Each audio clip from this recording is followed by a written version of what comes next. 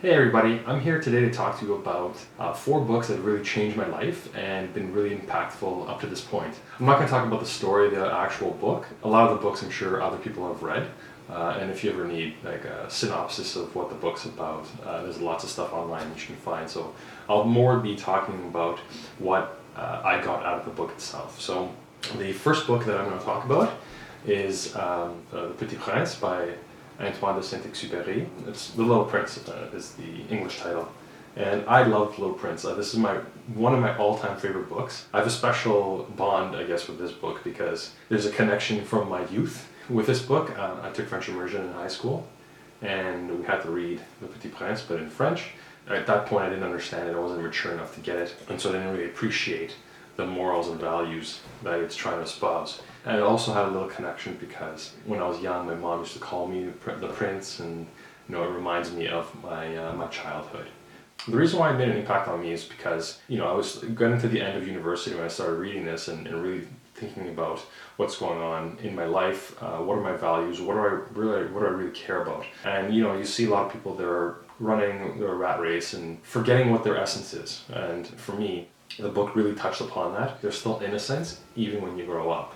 You don't have to lose that innocence. You don't have to lose that love and compassion and childlike mentality. So it's about seeing wonder in the world, even as an adult. It's the same, I see it in Adriana now. She sees the world and she's like eyes wide open and trying to examine things and turn them around. And it could be a meaningless thing like an elastic, but for her it's a huge deal.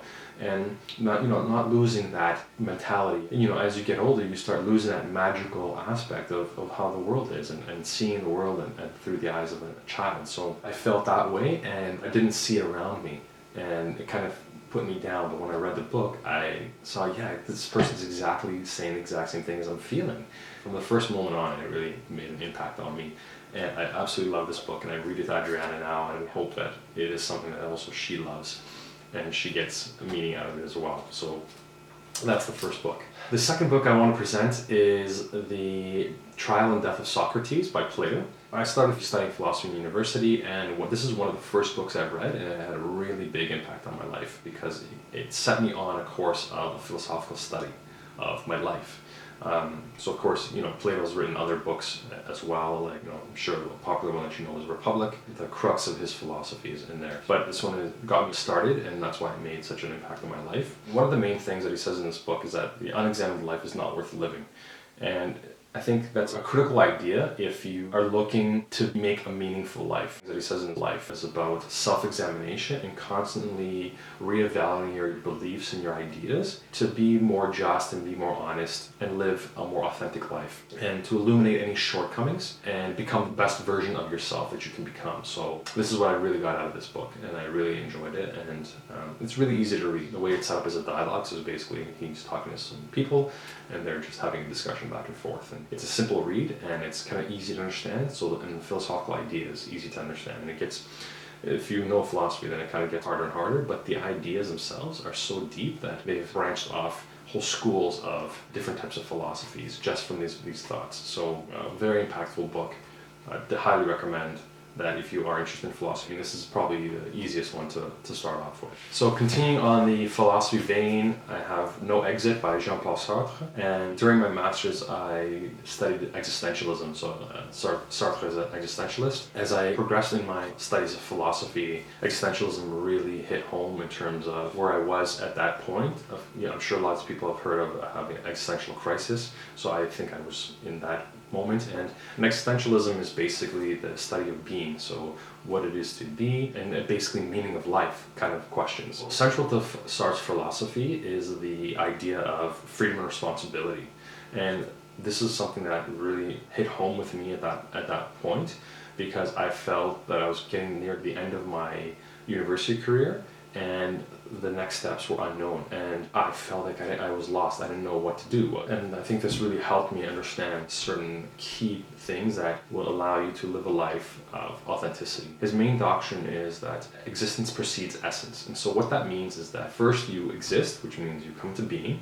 and then you have essence. Essence is like meaning. As humans, we're really unique because we have the ability to choose the direction that we want to take our life and the way we want to define ourselves. But with this choice comes responsibility and consequence. And there's a lot of fear and anxiety associated with that. And that fear can cause people to ignore their freedoms and their responsibilities and allow others to choose their direction for them or to define their essence for them. That's a really appealing thought to a lot of people, because what it does is it not only alleviates them from having to make choices, but it alleviates the consequences, right? It alleviates the responsibility of the consequence that happens. So you can just blame others, right?